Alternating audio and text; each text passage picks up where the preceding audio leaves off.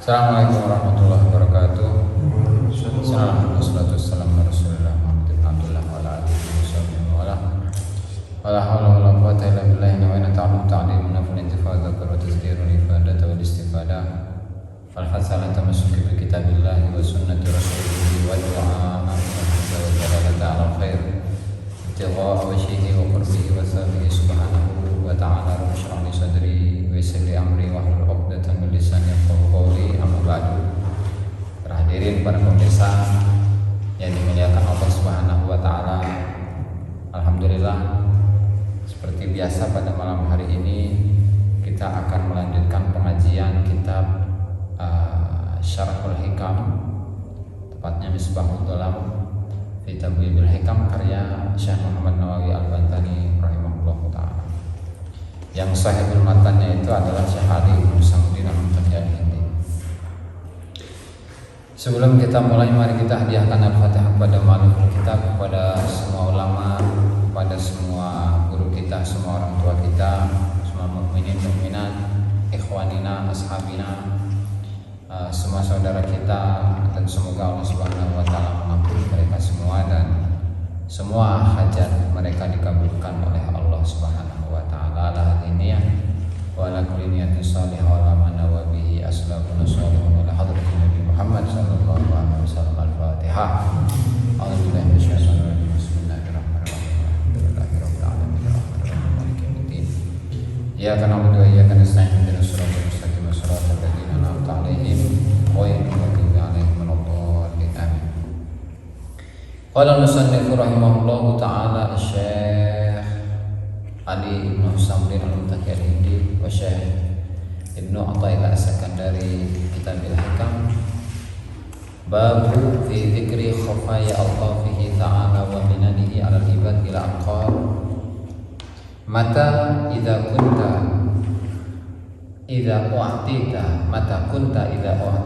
basataqal ata wa idza munita qabadakal man fastadilla bidzalika 'ala subuti tufuliyatika wa adami sidqika fi ubudiyatika. 100 nomor 100 nomor hikmah ya. Mata kapan kunta ana sapa sira iku ida waqtita 117. Ida waqtita nalikane den paringi den weneh sapa sira basatoka mongko gawe seneng ing sira apa al-aqahu apa paring. Wa idza munita lan nalikane den cegah sapa sira qabadaka mongko gawe apa ya, terkekang atau gawe ngekang ing sira apa al-man'u pencegahan. Fastadillah mongko amrih dalil sapa sira bidzalika kelawan mengkono mazkur, maksudnya al-bastu indal ata wal qabd indal man'.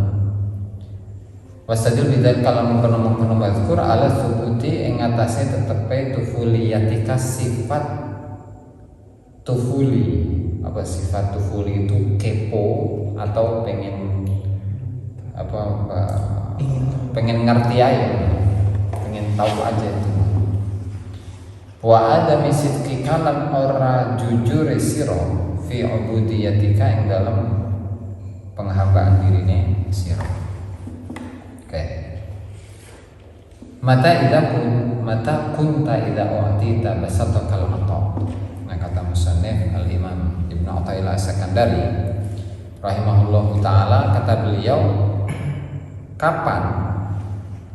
Ketika Allah Ta'ala atau ketika engkau diberi, maka pemberian itu membuatmu bahagia. Dan kapan ketika engkau itu dilarang atau dicegah, tidak diberi, maka pencegahan itu atau larangan itu atau ketidak diberian itu membuatmu terkekang, membuatmu sedih, membuatmu tertahan dan tidak merasakan kebahagiaan, maka fastadilla bidzalika ala subuti tufuliyatika, maka jadikanlah itu bukti bahwa engkau itu masih memiliki sifat kekanak-kanakan. Satu. Yang kedua, wa adami sidqika fi ubudiyatika, dan tidak ada kejujuran dalam penghambaan dirimu kepada Tuhan, kepada Allah. Tuh.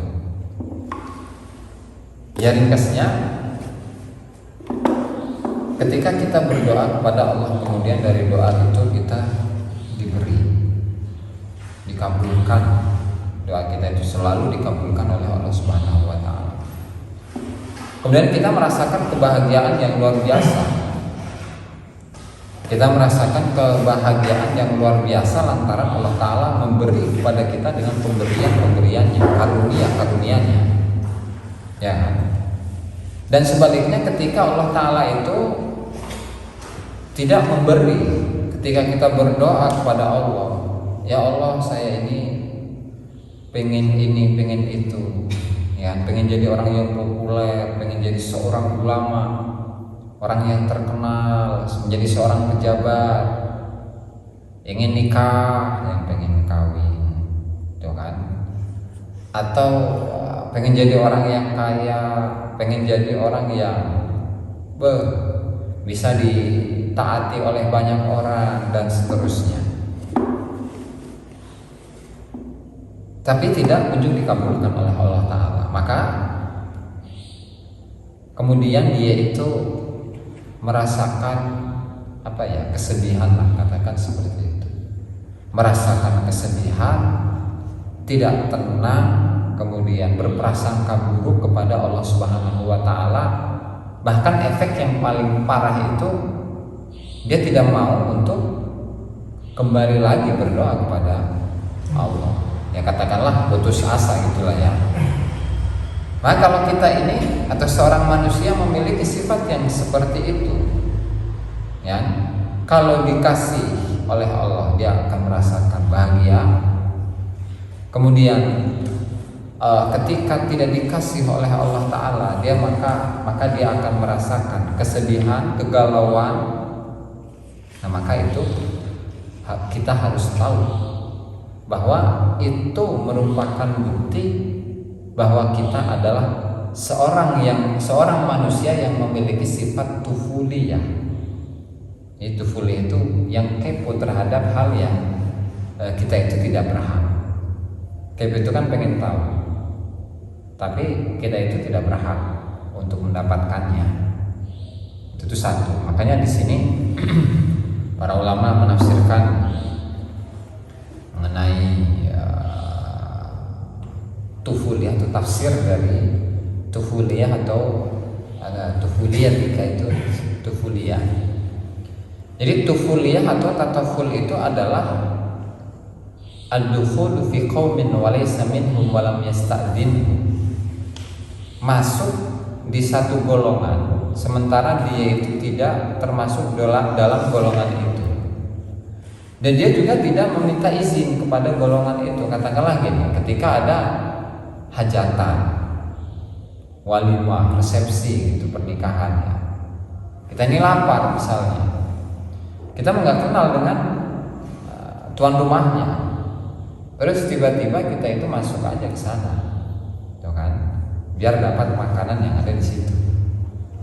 Sementara kita ini nggak kenal dengan pemiliknya, tuan rumah, tidak kenal dengan sahibul hajat, tapi kita makan di situ. Berarti ini kan orang yang kurang ajar, orang yang memiliki sifat atau perwatakan yang tidak baik.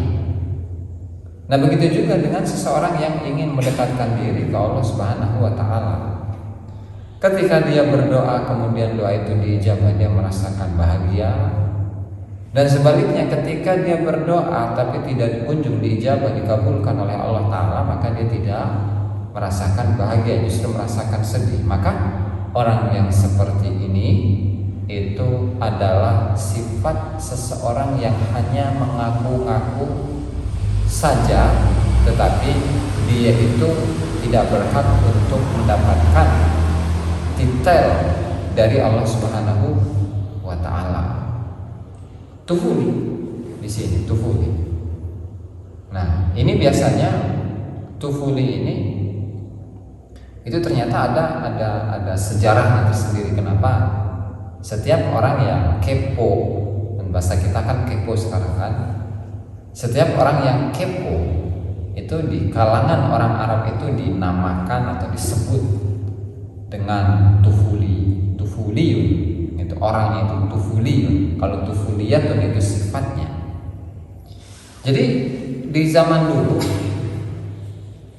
atau tufuli itu atau tufaili itu dinisbatkan kepada seorang laki-laki dari penduduk Kufah.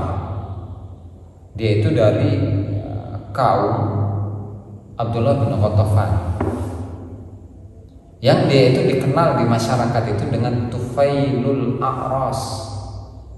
Berarti orang yang kepo dalam acara-acara resepsi. Yang namanya acara resepsi itu kan undangannya hanya kepada orang-orang yang dikenal, orang-orang yang diundang, orang-orang yang berkepentingan lah gitu. Nah dia ini siapa? Tufail ini, Tufail atau seorang laki-laki dari kota Kufah tadi itu, dia itu nggak berkepentingan untuk menghadiri acara-acara walimah atau resepsi tadi, tapi dia datang. Tapi dia pun di waktu itu juga ketahuan. Nah, sehingga dia dikenal di masyarakat dengan sebutan Tufailul A'ras, orang yang kepo dalam menghadiri resepsi. Tuh. Wa kana ya'ti ilal wala'i min ghairi an yud'a ilaiha. Dia itu datang ke acara-acara resepsi tanpa undangan. Tamu tak diundang gitu. Ya, tamu tak diundang. Jelas. Tamu tak diundang itu Tufail. Ya kan? Fashabbahal mu'allif bihi min man dakhala ma'al qaum wa lam yatahaqqaq bima tahaqqaqu bihi min istiwa'il ahwal.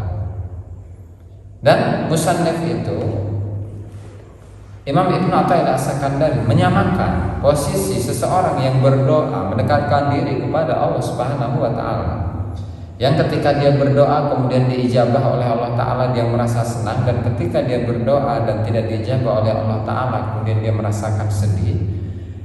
Itu sama dengan status orang yang tadi, orang yang apa tadi? Tamu tak diundang. Tamu tak diundang. Kenapa? Ya karena ketika seseorang tadi yang seperti hikmah pada malam sebelumnya, di mana musannif Al-Imam Ibnu Athaillah As-Sakandari menceritakan bahwa seseorang yang merasakan sedih, ya kan, ketika dia itu tidak diberi oleh Allah Ta'ala, maka dia adalah orang yang tidak mengenal Allah Ta'ala. Nah berarti dalam hikmah ini pun masih juga ada kaitannya. Seseorang yang sudah mengenal Allah Ta'ala, ya, baik itu dia dalam keadaan susah, dalam keadaan muda, dalam keadaan sedih, dalam keadaan gembira, dalam keadaan kaya dan miskin, dalam keadaan fakir dan miskin, dalam keadaan sengsara dan bahagia, sama semuanya. Apa yang dia alami, apa yang dia rasakan itu sama, gak ngefek gitu, gak pengaruh. Kenapa? Karena yang dia kejar itu bukan pemberian, tapi yang dia kejar itu adalah yang memberi. Zat yang memberi, yaitu siapa? Allah, Tuhan, gitu. Sehingga kita ketika memiliki watak atau sifat yang seperti ini, ketika kita berdoa kemudian doa diijabah oleh Allah Ta'ala, kita merasakan senang. Dan sebaliknya, ketika kita berdoa kemudian doa kita itu belum kunjung diijabah, atau keinginan kita belum kunjung diberikan oleh Allah Subhanahu wa taala, dan kita merasakan sedih, ya berarti kita ini belum menjadi orang yang kenal dengan Allah Ta'ala. Kalau orang yang kenal dengan Allah Ta'ala itu tadi kan semua keadaan itu sama. Semua keadaan itu sama, karena yang dia kejar itu adalah yang memberi atau yang menolak keinginan atau harapan kita itu, dan semua perbuatan Allah Subhanahu wa taala kepada diri seorang yang sudah ahli makrifat itu, dia terima dengan lapang dada.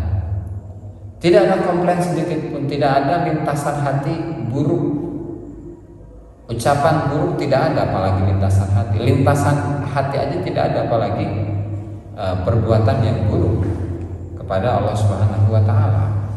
Gitu tuh. Sehingga ketika kita ingin mengejar makomnya orang-orang yang mengenal Allah Subhanahu wa taala, ya tadi, jangan mudah mengeluh. Intinya itu.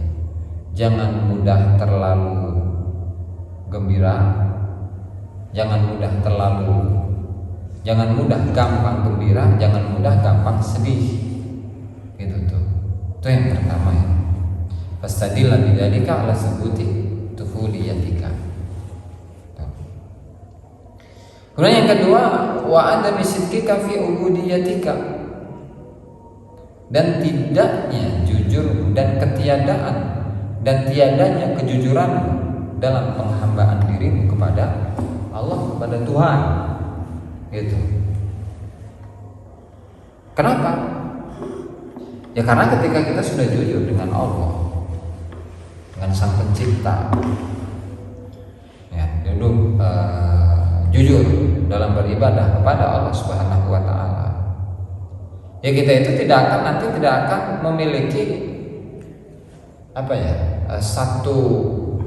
satu watak atau latar belakang background di mana kita itu berbisnis dengan Allah Subhanahu wa taala. Ya aslinya nggak masalah sih ketika seseorang itu mau berbisnis dengan Allah taala. Maksudnya gimana sih berbisnis dengan Allah taala itu? Kan katakanlah dalam dunia bisnis itu saling menguntungkan antara pihak pertama dan kedua, itu kan?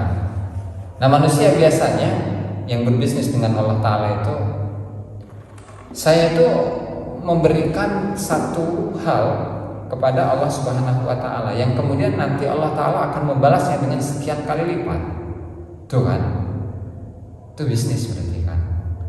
Lo beli gue jual, lo jual gue beli. Tuh kan? Ya boleh. Itu kan? Tidak, karena di dalam ayat-ayat Al-Qur'an banyak yang menjelaskan seperti itu. Ya.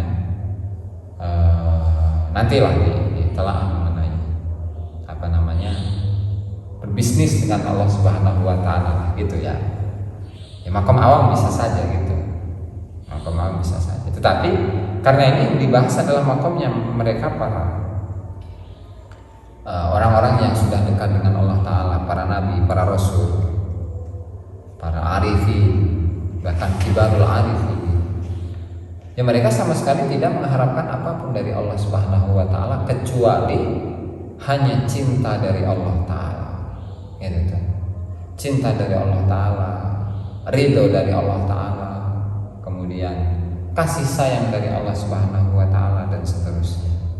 Sehingga ketika mereka orang-orang yang sudah dikasihi, dicintai oleh Allah Subhanahu wa taala, ketika mereka memiliki kebutuhan apapun meskipun mereka tidak meminta kepada Allah Subhanahu wa taala, Allah taala akan secara otomatis memberikan mereka apa yang mereka butuhkan, bukan apa yang mereka minta, tapi Allah taala akan memberi apa yang mereka butuhkan, bukan apa yang mereka minta.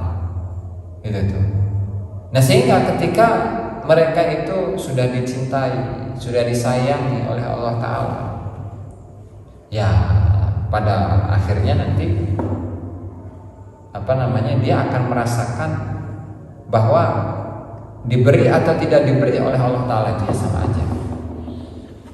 Diberi ataupun maupun tidak diberi oleh Allah taala enggak ngefek. Gitu tuh.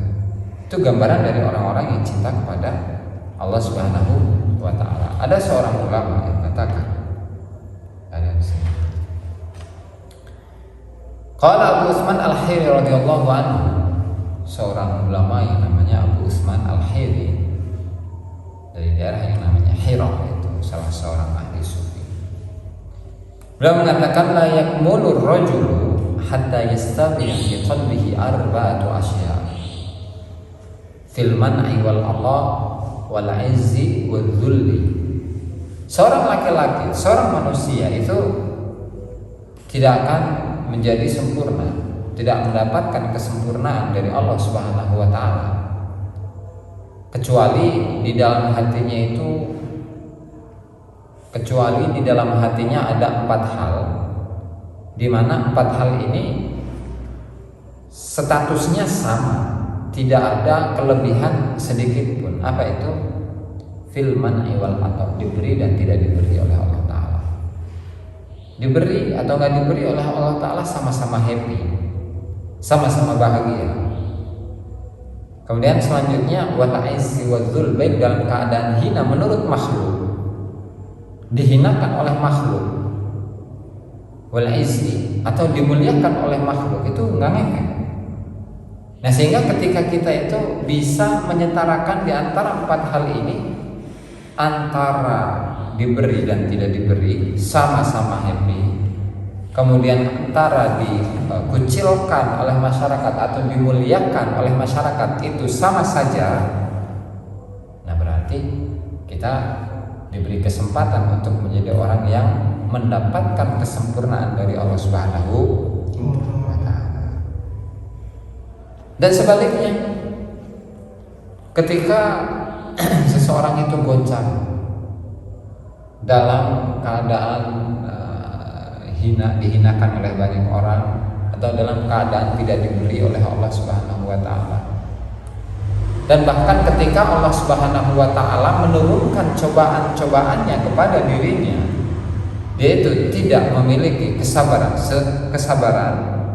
maka ketahuilah bahwasanya orang itu adalah dhaiful hal, kondisinya lemah, mutataffilun fi maqamatir rijal, dan juga dia itu hanya mengharap-harapkan maqam dari para aulia, para kekasih Allah Subhanahu wa taala, para arifin. Itu.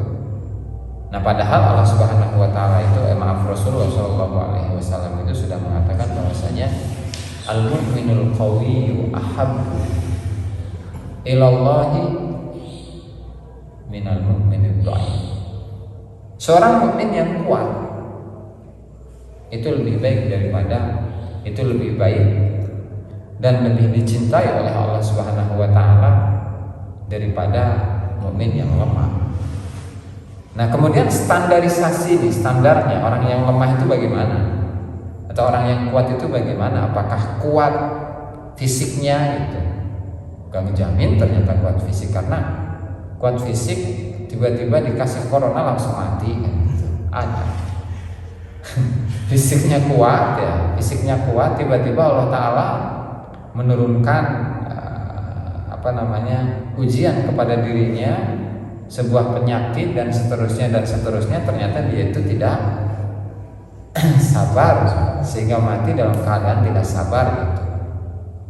Ya, bukan itu, tetapi yang dimaksud kuat ini adalah kuat kondisi batiniah, terutama kuat kondisi kebatinannya, kerohaniannya, memiliki keimanan yang kuat, bersandar diri hanya kepada Allah Subhanahu wa taala, tidak bersandar diri kepada pekerjaannya, kekayaannya, uangnya, manusia, relasi-relasinya, dan seterusnya. Gitu yang lebih disukai Allah Subhanahu wa taala. Seorang mukmin, orang yang beriman dalam kondisi yang kuat itu lebih baik dan lebih dicintai oleh Allah Subhanahu wa taala. Nah, itu adalah hikmah yang pertama, di mana ketika kita ingin menjadi orang yang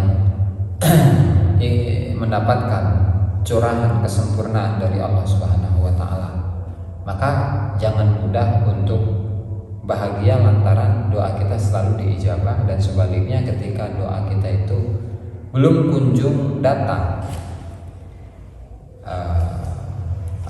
harapan kita di dalam doa itu, ya maka ya jangan terburu-buru sedih, karena kalau kita itu gampang bahagia dan gampang sedih, ya maka itu merupakan bukti bahwa kita itu adalah tamu tadi undang, ya kan? Dan kita itu belum jujur dalam menghambakan diri kepada Allah Subhanahu wa Ta'ala. Itu untuk hikmah yang pertama. Hikmah yang kedua, nikmatani makharaja, berapa menit ya? 25. Tambah siji lumayan. Selanjutnya hikmah yang kedua, nikmatani makharaja mawjudun anhuma. Dia mau hilang bro. Nikmatani makharaja mawjudun anhuma wala budda li kulli mukawwanin minhuma nikmatul ijad wa nikmatul imdad.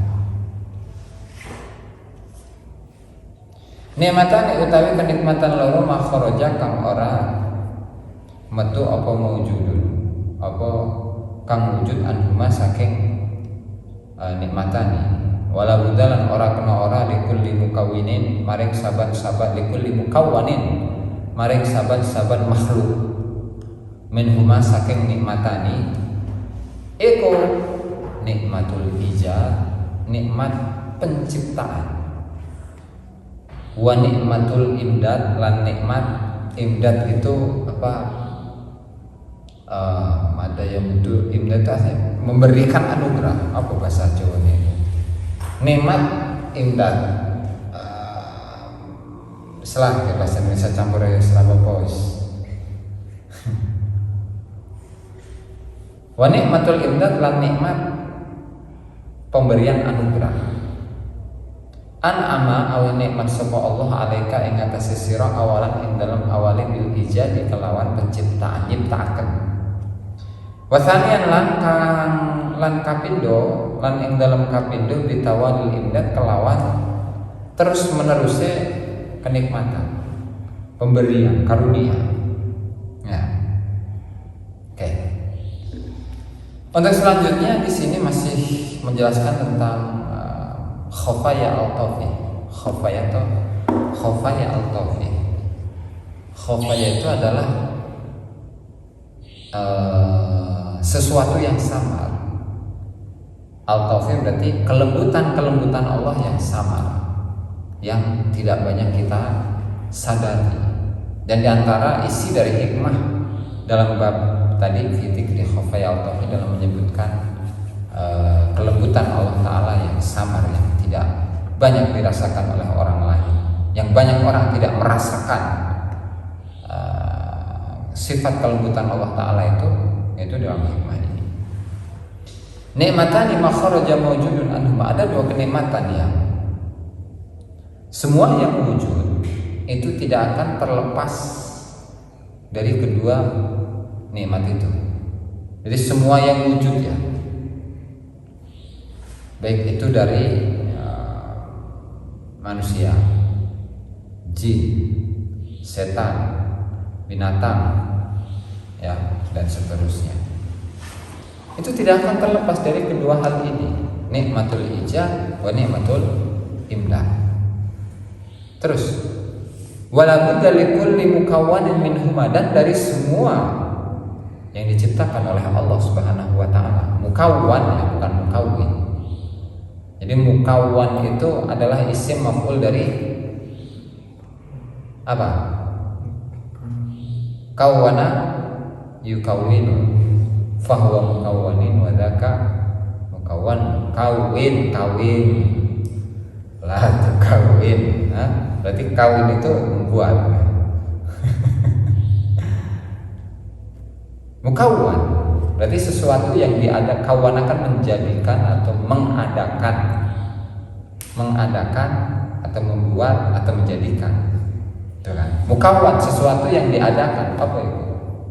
Ya makhluk. Dan makhluk nggak terbatas pada manusia. Itu kan? Walaupun dari kulli mukawwanin minhuma, dan harus bagi setiap yang diciptakan oleh Allah Ta'ala itu dari kedua nikmat tadi yang disebutkan. Apa itu? Nikmatul ijad wa nikmatul imdad. Nikmat penciptaan Allah Subhanahu wa Ta'ala kepada semua makhluk, Dan yang kedua adalah nikmatul imdad. Itu dari kata madda yamudu maddan, rubainya amadda yumidu imdadan. Yang artinya kalau madda yamudu itu artinya apa? Panjang. Amadda memanjangkan, berarti imdad itu ya limpahan. Limpahan perpanjangan dari Allah Ta'ala gitu. Oke. Kemudian apa sih yang dimaksud dengan ijad, nikmatul ijad, nikmat penciptaan Allah Subhanahu wa Ta'ala pada semua makhluk atau seluruh makhluk. Jadi diartikan di sini dengan apa? Al-idhar min alamil ghaibi ila alamis syahadah. Al-idhar itu menampakkan dari alam ghaib kepada alam nyata. Kau lahir tahun berapa? Lahir tahun berapa? 2005. Wah. 2005, 2004 ke sana dulu. Dari. Nah. Berarti ketika di tahun 2005 yang aslinya 2004 itu nggak ada, berarti 2004 siapa Dimas itu masih ghaib. Nah, ghaib. Tapi berpindah ke 2005 itu jadi nyata, syahadah. Jadi nyata, berpindah dari alam ghaib ke alam nyata. Nah, itu contoh dari imdad, ijad, nikmatul ijad, itu penciptaan Allah Subhanahu. Itu. Atau dari min alamil amri ila alamil khalq. Ana berarti bicara.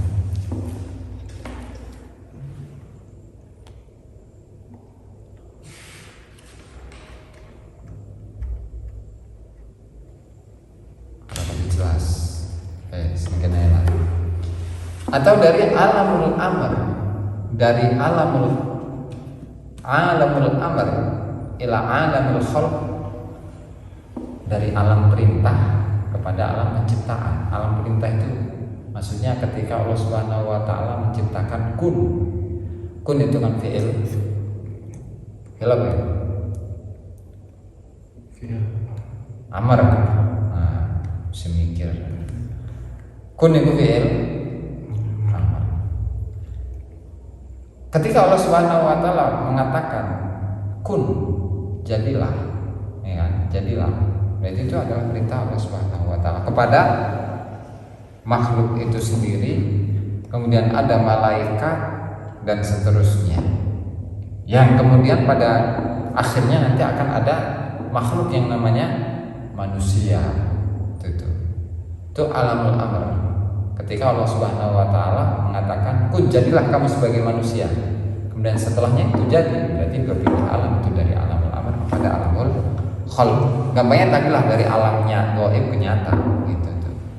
Atau dari alam arwah ila alamil asbah. Dari alam ruh ke alam jasad. Tuh, dan seterusnya. Itu maksud dari nikmat ijad, penciptaan, nikmat penciptaan Allah kepada manusia. Yang kedua, wa amma nikmatul imdad fahiya qiyamuhu ta'ala bil asya' ba'da wujudiha. Yaitu perawatan Allah Subhanahu wa Ta'ala kepada semua makhluk yang telah diciptakannya. Ngerasa makhluk itu merasakan bahwa dia dirawat oleh Allah Ta'ala, diurus oleh Allah Ta'ala. Kita diurus nggak oleh Allah Ta'ala? Hah? Diurus nggak? Dirawat nggak sama Allah Ta'ala? Dirawat lah. Kalau nggak dirawat, sampai saya kita nggak bisa bikin video. Kayak mengatur nafas, mengatur penglihatan, bisa baca, bisa dengar, bisa ngomong, bisa duduk, ya kan?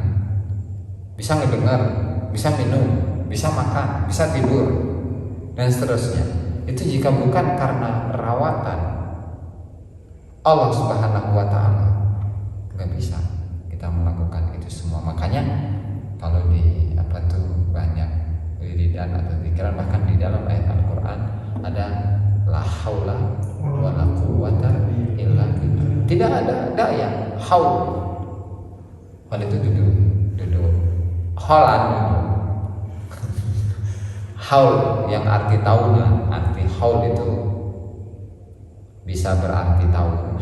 Haulun, hauliyat. Berarti haulnya para masyayikh, para guru gitu, para aulia. Tapi kalau haul yang dimaksud di sini itu berarti daya. Haul, hila bisa berarti keadaan. Upaya manusia. Hala yahulu haulan itu bisa berarti menghalangi, bisa berarti daya, bisa berarti upaya, itu bisa berarti tahun kan. Itu tergantung susunannya gimana. Tuh. Walhasil la haula wala quwwata kan gitu. La haula tidak ada daya, tidak ada upaya bagi siapapun, bagi makhluk. Wala quwwata, dan tidak ada kekuatan bagi makhluk untuk melakukan apapun, untuk duduk, nafas, berdiri, makan, tidur, mendengarkan, melihat, bernafas, berbicara, berpikir, dan seterusnya. Gak bisa itu manusia melakukan itu semua kecuali dengan izin Allah Subhanahu wa ta'ala. La haula wala quwwata. Tapi akhirnya illa billah, tidak ada daya, upaya dan kekuatan kecuali oleh Allah. Itu haul, itu imdad.